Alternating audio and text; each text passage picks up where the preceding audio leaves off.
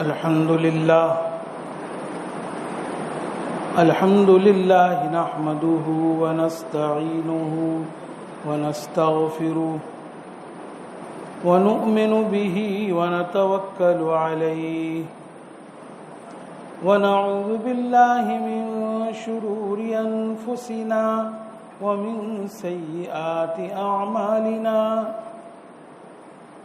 ونعوذ بالله من شرور أنفسنا ومن سيئات أعمالنا من يهده الله فلا مضل له ومن يضلله فلا هادي له ونشهد أن لا إله إلا الله وحده لا شريك له ونشهد أن سيدنا وحبيبنا ونبينا ومولانا محمدا عبده ورسوله صلى الله تعالى على خير خلقه محمد وعلى آله وأصحابه وبارك وسلم تسليما كثيرا كثيرا أما بعد أعوذ بالله من الشيطان الرجيم بسم الله الرحمن الرحيم ومن أظلم ممن ذكر بآيات ربه فأعرض عنها ونسي ما قدمت يداه إنا جعلنا على قلوبهم أكنة أن يفقهوا وفي آذانهم وقرا وإن تدعوهم إلى الهدى فلن يهتدوا إذن أبدا وربك الغفور ذو الرحمة لو يؤاخذهم بما كسبوا لعجل لهم العذاب بل لهم موعد لن يجدوا من دونه موئلا وتلك القرى أهلكناهم لما ظلموا وجعلنا لمهلكهم موعدا وإذ قال موسى لفتاه لا أبرح حتى أبلغ مجمع البحرين أو أمضي حقبا فلما بلغا مجمع بينهما نسيا حوتهما فاتخذ سبيله في البحر سربا فلما جاوزا قال لفتاه آتنا غداءنا لقد لقينا من سفرنا هذا نصبا قال أرأيت إذ أوينا إلى الصخرة فإني نسيت الحوت وما أنسانيه إلا الشيطان أن أذكره واتخذ سبيله في البحر عجبا قال ذلك ما كنا نبغي فارتدا على آثارهما قصصا ووجدا عبدا من عبادنا آتيناه رحمة من عندنا وعلمناه من لدنا علما قال له موسى هل أتبعك على أن تعلمني مما علمت رشدا قال إنك لن تستطيع معي صبرا وكيف تصبر على ما لم تحط به خبرا قال ستجدني إن شاء الله صابرا ولا أعصي لك أمرا قال فإن اتبعتني فلا تسألني عن شيء حتى أحدث لك منه ذكرا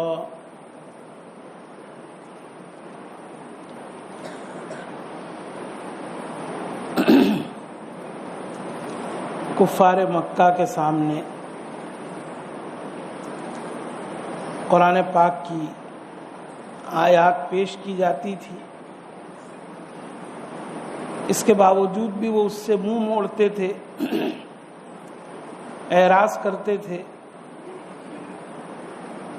تو اس آیت کے اندر ایسے لوگوں کو بہت بڑا ظالم کہا جا رہا ہے۔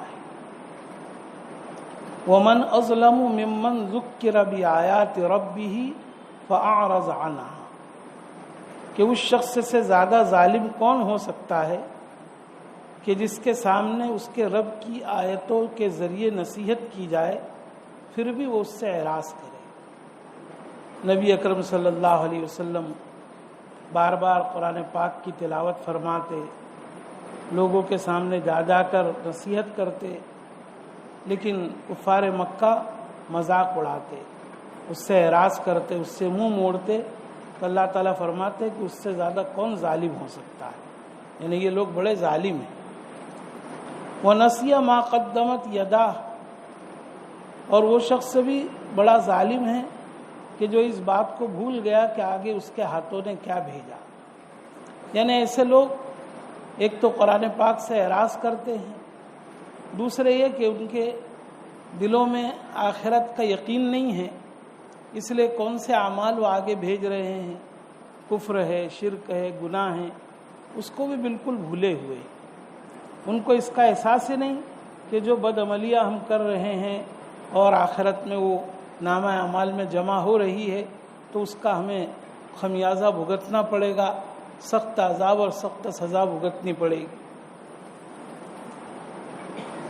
پھر اللہ تبارک و تعالیٰ کا یہ اصول ہے کہ انبیاء علیہ الصلاۃ والسلام جب اپنی قوم کے سامنے اللہ کا کلام پڑھتے ہیں، اس کے احکام سناتے ہیں، بار بار ان کے پاس جاتے ہیں، لیکن قوم سرکشی کی وجہ سے، تکبر کی وجہ سے انکار ہی کرتی رہتی ہے، ہر درمی پر اتر آتی ہے، تو پھر اللہ تبارک و تعالیٰ کی طرف سے بھی توفیق چھین لی جاتی ہے، پھر اللہ تبارک و تعالیٰ کی طرف سے ہدایت کا دروازہ بند ہو جاتا ہے۔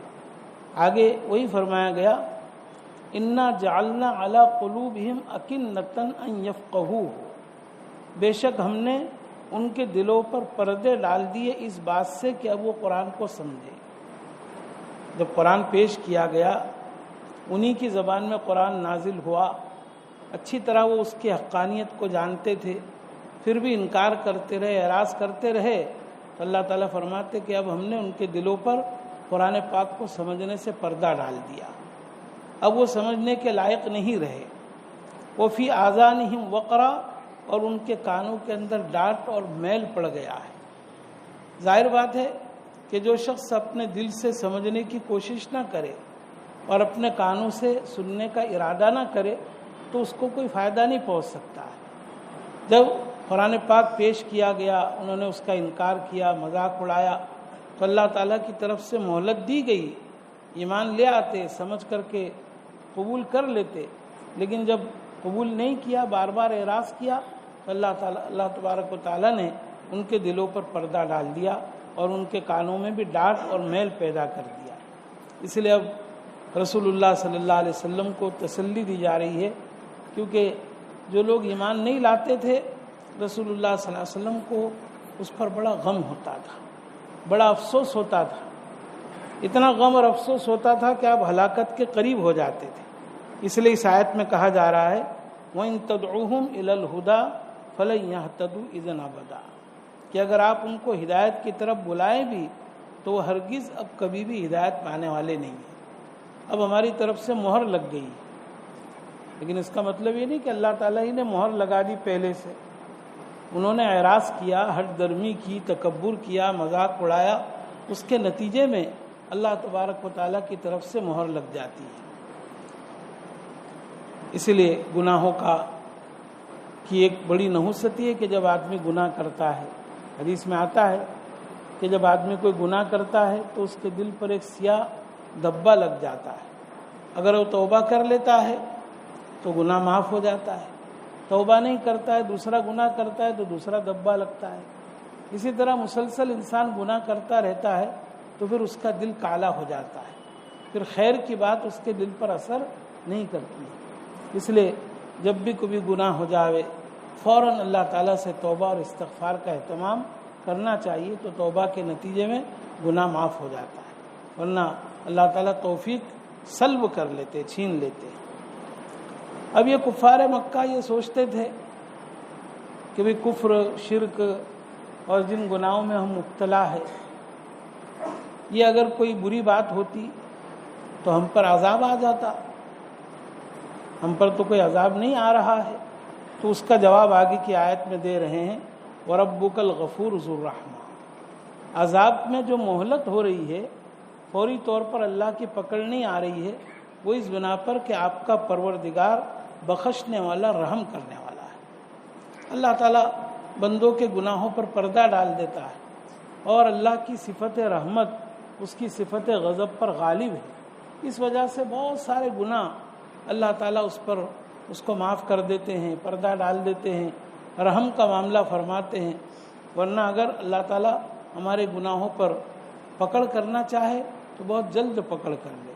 وَلَوْ يُؤَاخِذُهُمْ بِمَا كَسَبُوا لَعَجَّلَ لَهُمُ الْعَذَابَ، اگر اللہ تعالیٰ ان کی پکڑ کرنا چاہے ان اعمال کے سبب جو انہوں نے کیا، تو اسی دنیا میں ان کو سخت عذاب دے۔ اللہ تعالیٰ اگر پکڑ کرنا چاہے تو ان کے اعمال کی وجہ سے، تو اللہ تعالیٰ اسی دنیا میں جلدی ان کو سزا دے دے۔ بل لہم موعد لن یجدوا من دونہ موئلا، لیکن بات یہ ہے کہ ان کے عذاب کے لیے ایک وقت مقرر کیا گیا ہے۔ وہ عذاب جب آئے گا تو اس سے پہلے وہ کوئی پناہ کی جگہ نہیں پائیں گے۔ یہ دنیا جو ہے دار العمل ہے، دنیا دار الجزا نہیں۔ اس لیے ایک انسان بڑا سے بڑا نیک صالح اللہ کا ولی ہوتا ہے، پھر بھی بہت سی مرتبہ وہ اعمال صالحہ کا جو اس کا اجر اور بدلہ ہے اس کو بظاہر نظر نہیں آتا ہے۔ ایک آدمی فاسق ہے، فاجر ہے، جرم کرتا ہے، بڑے بڑے پاپ کرتا ہے، پھر بھی وہ گھومتا رہتا ہے اطمینان سے، سکون سے، اس کی کوئی پکڑ ہوتی ہوئی نظر نہیں آتی ہے۔ تو یہ نہیں سمجھنا چاہیے کہ بھئی اللہ تبارک و تعالیٰ پکڑ نہیں کرتے۔ دنیا یہ بدلے کی جگہ نہیں ہے، آخرت بدلے کی جگہ ہے۔ اس لیے جو انسان جتنا بھی نیک عمل کرے گا اس کا بدلہ آخرت میں ملے گا، جتنے بھی برے اعمال کرے گا اس کا بدلہ اس کو وہاں ملے گا۔ اور جب وہاں عذاب کا وقت آئے گا تو کوئی انسان پناہ کی جگہ نہیں پائے گا۔ بل لہم موعد لن یجدوا من دونہ موئلا، بلکہ ان کے عذاب کا وقت ایک مقرر ہے قیامت کا دن۔ جب وہ دن آ جائے گا تو اس سے پہلے وہ سوچیں گے کہ کوئی پناہ کی جگہ، کوئی حفاظت کی جگہ مل جائے، لیکن کوئی اللہ کے عذاب سے اور اللہ کی پکڑ سے پناہ دینے والا نہیں ہوگا۔ اور پھر اللہ تعالیٰ نے نمونے کے طور پر بتلایا کہ دیکھو ایسا نہیں کہ ہم عذاب نہیں بھیجتے۔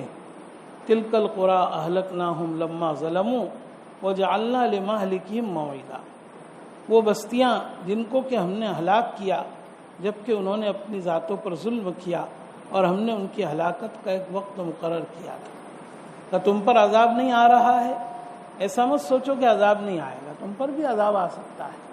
اللہ تعالیٰ رحم فرمانے والا ہے، مغفرت فرمانے والا ہے، اور حضور اکرم صلی اللہ علیہ وسلم کی دعا کی برکت سے اس امت پر عمومی عذاب نہیں آتا ہے، ورنہ اس سے پہلے قوموں پر عذاب آیا۔ وہ بہت سی بستیاں ہیں جس کو ہم نے ان کے ظلم کی وجہ سے ہلاک کر دیا۔ قرآن پاک میں ساری بستیوں کا ذکر ہے۔ نوح علیہ السلام نے 950 برس تک اپنی قوم کو ایمان کی دعوت دی، وہ ایمان نہیں لائے، چند گنے چنے لوگ ایمان لائے۔ اللہ تعالیٰ نے آسمان سے بھی بارش بھیجا اور زمین سے بھی اللہ تبارک و تعالیٰ نے پانی کے چشموں ابلنے کا حکم دیا، اور ساری قوم غرق ہو گئی۔ حضرت موسیٰ علیہ السلام کی قوم فرعون اور اس کی قوم کو اللہ تعالیٰ نے غرق کر دیا۔ قوم عاد پر اللہ تبارک و تعالیٰ نے ہوا کا عذاب بھیجا۔ قوم سمود پر ایک چیخ آئی، جبرائیل امین نے چیخا اور ساری قوم ہلاک ہو گئی۔ تو جتنے بھی انبیاء علیہ السلام اور ان کی قوم کا تذکرہ آیا اور وہ ایمان نہیں لائے، اللہ تعالیٰ نے ان کو ہلاک کر دیا۔ اور ایسا نہیں کہ ان کی یہ بستیاں کہیں نظر نہیں آتی، جگہ جگہ اہل مکہ کو عبرت دلائی گئی کہ زمین میں چلو پھرو اور دیکھو ان بستیوں کو جو ہم نے ہلاک کی، کیوں ہلاک کیا تھا ہم نے، عبرت حاصل کرو کہ ایمان نہیں لائے، گناہوں میں مبتلا رہے۔ لیکن پھر بھی جو لوگ ایمان لائے وہی لائے، جن کو ایمان نہیں لانا تھا وہ نہیں لائے۔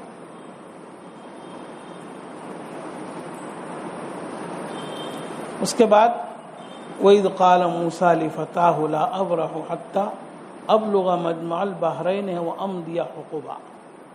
یہاں سے اب حضرت موسیٰ علیہ السلام کا ایک واقعہ جو حضرت خضر علیہ السلام کے ساتھ پیش آیا وہ بیان کیا جا رہا ہے۔ بخاری شریف میں، مسلم شریف میں اور بھی حدیث کی دوسری کتابوں میں تفصیل سے واقعہ بیان کیا گیا ہے۔ ایک مرتبہ حضرت موسیٰ علیہ السلام بنی اسرائیل میں وعظ فرما رہے تھے، خطبہ دے رہے تھے، تو وعظ کے دوران ایک شخص نے پوچھا کہ اس وقت دنیا میں سب سے بڑا عالم کون ہے؟ حضرت موسیٰ علیہ السلام نے سوچا کہ میں اللہ کا نبی ہوں، رسول ہوں، اور دنیا میں نبی اور رسول سے بڑھ کر کوئی علم والا نہیں ہوتا ہے، تو یہ کہہ دیا کہ میں سب سے بڑا اس وقت عالم ہوں، سب سے بڑا علم میرے ہی پاس ہے۔ اللہ تبارک و تعالی کہ یہاں بڑے لوگوں کی معمولی سی بات پر بھی پکڑ ہو جاتی ہے، تو اللہ تعالیٰ کو یہ بات ناپسند آئی کہ موسیٰ علیہ السلام نے ایسا کیوں نہیں کہہ دیا کہ اللہ ہی جانتا ہے کہ کون سب سے بڑا علم والا ہے، ایسا کہہ دینا چاہیے تھا۔ ایک اعتبار سے بات ان کی صحیح بھی تھی کہ دنیا میں نبی اور رسول سے بڑھ کر اپنے زمانے میں کوئی علم والا نہیں ہوتا ہے، لیکن ادب کا تقاضا یہ تھا کہ اللہ تعالیٰ کی سپرد کر دیتے کہ اللہ ہی سب سے زیادہ جاننے والا ہے کہ کون سب سے بڑا عالم ہے۔ تب اللہ تبارک و تعالیٰ نے اپنے نبی حضرت موسیٰ علیہ السلام پر تنبیہ فرمائی، ادب سکھانا چاہا، فرمایا کہ موسیٰ ہمارا ایک بندہ ہے جو تم سے بھی زیادہ علم رکھنے والا ہے، تم سے بھی زیادہ علم اس کے پاس ہے۔ حضرت موسیٰ علیہ السلام نے جب یہ سنا تو انہیں علم کی طلب پیدا ہوئی اور عرض کیا کہ اللہ، جب تیرا کوئی بندہ مجھ سے بھی زیادہ علم والا ہے تو میں اب اس سے علم حاصل کرنا چاہتا ہوں، اس لیے تو مجھے اس کا راستہ بتلا دے، اس کا پتہ بتلا دے، تاکہ میں وہاں جا کر کے علم حاصل کروں۔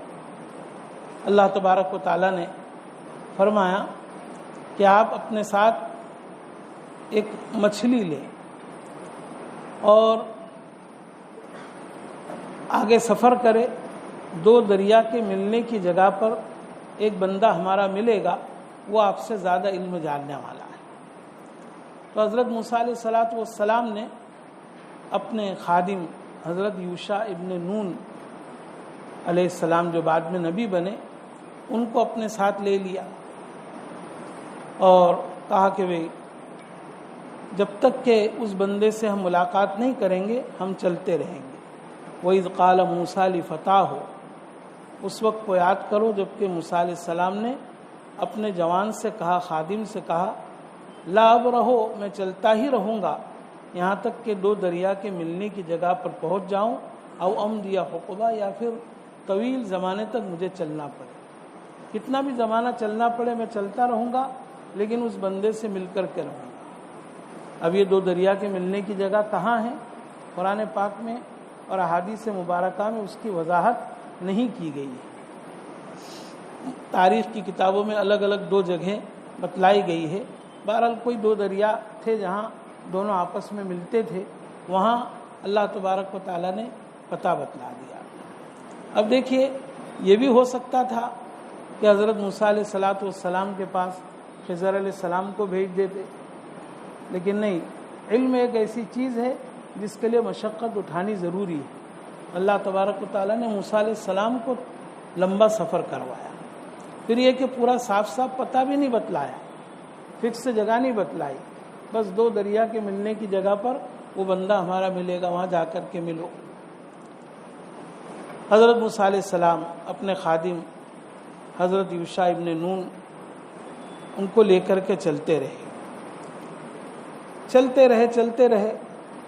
یہاں تک کہ ایک جگہ پر پہنچے جہاں پر ایک چٹان تھی، وہاں دونوں رک گئے اور چٹان پر سر رکھ کر کے حضرت موسیٰ علیہ السلام سو گئے۔ آپ کو نیند لگ گئی، پہلے ہی سے اللہ تبارک و تعالیٰ نے فرما دیا تھا کہ یہ مچھلی زندہ ہو کر کے جہاں پر جائے گی وہیں پر وہ ہمارا بندہ ملے گا۔ حضرت یوشع علیہ السلام جاگ رہے تھے، انہوں نے دیکھا کہ زنبیل میں سے مچھلی زندہ ہوئی اور دریا کے اندر اس نے چھلانگ لگایا اور آگے چلتی رہی، اور وہ بھی عجیب طریقے سے۔ اکثر تو ایسا ہوتا ہے کہ مچھلی جب چلتی ہے تو پھر پانی مل جاتا ہے، فوراً چلنے کے بعد پانی آپس میں مل جاتا ہے، لیکن یہ مچھلی جیسے جیسے چل رہی تھی تو دونوں طرف کا پانی رک جاتا تھا، سرنگ بن جاتی تھی۔ اس طریقے سے مچھلی زندہ ہو کر کے دریا میں چلی گئی۔ تو حضرت یوشع نے سوچا کہ اب موسیٰ علیہ السلام جب بیدار ہوں گے تو میں ان کو ایک عجیب واقعہ بتلاؤں گا۔ جب حضرت موسیٰ علیہ السلام بیدار ہوئے، آگے چلنے کی تیاری کی، تو شیطان نے ان کو بھلا دیا، یہ بھول گئے۔ اب ایک دن پورا دن چلتے رہے، پھر پوری رات چلتے رہے۔ دوسرے دن صبح کو حضرت موسیٰ علیہ السلام نے کہا کہ وہ آتنا غدانا لقد لقینا من سفرنا ھذا نصبا، ہمارا ناشتہ لاؤ، کھانا لاؤ، اس لیے کہ یہ ایک دن ایک رات کے سفر سے تو ہمیں بہت تکان لگ گئی۔ حدیث میں آتا ہے کہ ابھی تک حضرت موسیٰ علیہ السلام کو تکان نہیں لگی تھی، لیکن مقصد سے آگے بڑھ گئے تو اب تکان لگی۔ تو اب یاد آیا یوشع علیہ السلام کو، وہ کہنے لگے وہ ہم وہاں سوئے تھے اور میں نے سوچا بھی کہ آپ کو یاد دلاؤں، لیکن کیا کروں، ولیکن انسانی ہوں شیطان نے مجھے یاد دلانا بھول گیا۔ حضرت موسیٰ علیہ السلام اور حضرت یوشع نے کہا چلو وہی تو ہمارا مقصد تھا، اسی جگہ کی تو ہمیں تلاش تھی۔ اب ایسے بہت اچھے راستے بھی بنے ہوئے نہیں تھے، تو نشانات قدم یعنی جدھر سے گئے تھے ان نشانات قدم کو دیکھتے دیکھتے پھر اس جگہ پر پہنچے تو وہاں اسی چٹان کے قریب میں ایک بندہ سویا ہوا تھا، ایک چادر اوڑھ کر کے سر سے لے کر کے پیر تک۔ بخاری شریف کی روایت میں ان کا نام ہے خضر علیہ السلام۔ تو انہوں نے سلام کیا حضرت موسیٰ علیہ السلام نے، تو انہوں نے چادر کے اندر سے ہی کہا کہ اس جنگل اور بیابان میں سلام کہاں سے آ گیا، اس جنگل بیابان میں سلام کہاں سے آ گیا؟ تو انہوں نے کہا کہ میں موسیٰ ہوں۔ کہا اچھا موسیٰ بنی اسرائیل ہو؟ کہا موسیٰ بنی اسرائیل ہو۔ بہرحال دونوں کی بات چیت ہوئی، گفتگو ہوئی۔ اس کے بعد موسیٰ علیہ السلام نے ان سے درخواست کی کہ میں آپ کے ساتھ رہنا چاہتا ہوں علم حاصل کرنے کے لیے۔ تو حضرت خضر علیہ السلام نے کہا کہ دیکھو میرے پاس جو علم ہے وہ الگ علم ہے، کائنات کے بھیدوں کا علم میرے پاس ہے، اور آپ کے پاس جو علم ہے وہ علم شریعت ہے، شریعت کے اسرار کا علم ہے۔ میرے علم اور تمہارے علم میں موافقت نہیں ہو سکتی، اس لیے تم میرے ساتھ ہرگز صبر نہیں کر سکو گے، رہ نہیں سکو گے۔ لیکن حضرت موسیٰ علیہ السلام میں طلب تھی، تو کہا کہ نہیں آپ مجھے انشاءاللہ صبر کرنے والوں میں سے پاؤ گے، میں آپ کے ساتھ رہنا چاہتا ہوں۔ تو حضرت موسیٰ علیہ السلام نے فرمایا اچھا اگر میرے ساتھ رہنا ہو تو ایک شرط یہ ہے کہ میرے کسی بات پر اعتراض نہیں کریں گے، سوال نہیں کریں گے، جو بھی میں کروں چپ چاپ دیکھتے رہنا، سنتے رہنا، کوئی اعتراض کوئی اشکال مت کرنا۔ آگے پھر ان کا سفر ہوتا ہے، پہلے اس کا ترجمہ کیا جاتا ہے۔ فلما بلغا مجمع بینہما، پس جب دونوں پہنچے دریا کے ملنے کی جگہ پر، جب دونوں پہنچے دریا کے ملنے کی جگہ پر، نسیا حوتہما، تو دونوں بھی مچھلی کو بھول گئے۔ یہاں سوال ہوتا ہے کہ مچھلی تو یوشع علیہ السلام بھولے تھے مگر پھر موسیٰ علیہ السلام کی طرف کیوں نسبت کی کہ دونوں بھولے؟ اس کی وجہ مفسرین نے لکھی کہ بھئی سفر میں جو بڑے آدمی ہوتے ہیں ان کو بھی خیال رکھنا چاہیے کہ کوئی سامان تم بھولے تو نہیں، دیکھو اچھی طرح دیکھ لو۔ موسیٰ علیہ السلام نے یاد نہیں دلایا کہ مچھلی کی ٹوکری اور زنبیل لی ہے یا نہیں تم نے، تو گیا وہ بھی بھول گئے، اس لیے ان کی طرف بھی بھول کی نسبت کی اور یوشع کی طرف بھی بھول کی نسبت کی۔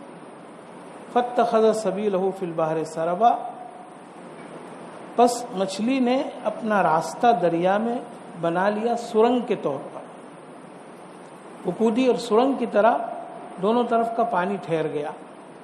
فلما جاوزا قال لفتاہ آتنا غداءنا لقد لقینا من سفرنا ھذا نصبا، پس جب دونوں بھی بزرگ آگے گزر گئے، بتلایا بھی میں نے کہ ایک دن ایک رات کا سفر طے کر لیا، تو حضرت موسیٰ علیہ السلام نے اپنے جوان سے کہا، اس سے معلوم ہوا کہ اپنے خادم اور نوکروں کو بھی اچھا نام لے کر پکارنا چاہیے۔ عربی زبان میں فتح نوجوان طاقتور کو کہتے ہیں۔ تو کہا کہ آتنا غدانا، ہمارا ناشتہ لاؤ۔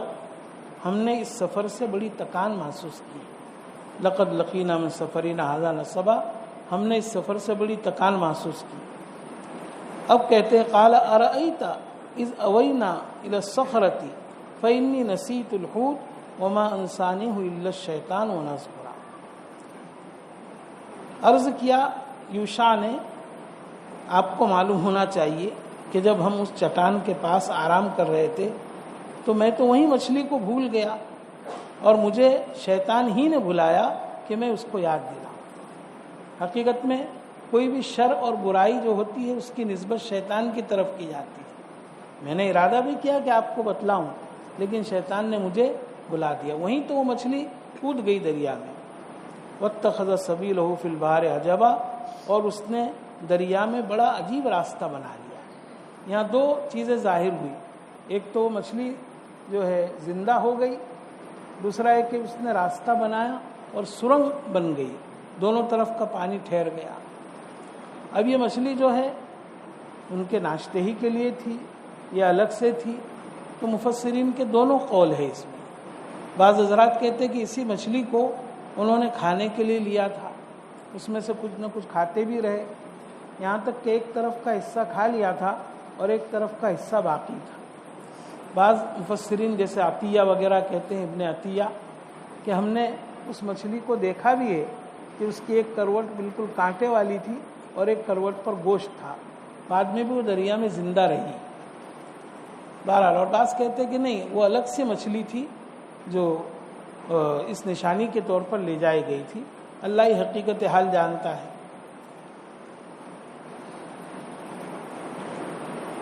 قال ذلک ما كنا نبغي، حضرت موسیٰ علیہ السلام نے کہا یہی مقصد تو ہم چاہتے تھے، اسی جگہ کو تو ہم تلاش کر رہے تھے۔ فرتدا علی آثارہما قصصا، تو اب دونوں بھی حضرات اپنے نشانات قدم پر پیچھے کی طرف لوٹے۔ راستہ سے ایسا بنا ہوا نہیں تھا، نشانات قدم پر لوٹے۔ فوجد عبدا من عبادنا، تو پایا ان دونوں نے ایک بندہ ہمارے بندوں میں سے۔ قرآن میں فقط بندہ کہا، لیکن بخاری کی روایت میں ان کا نام خضر بتلایا۔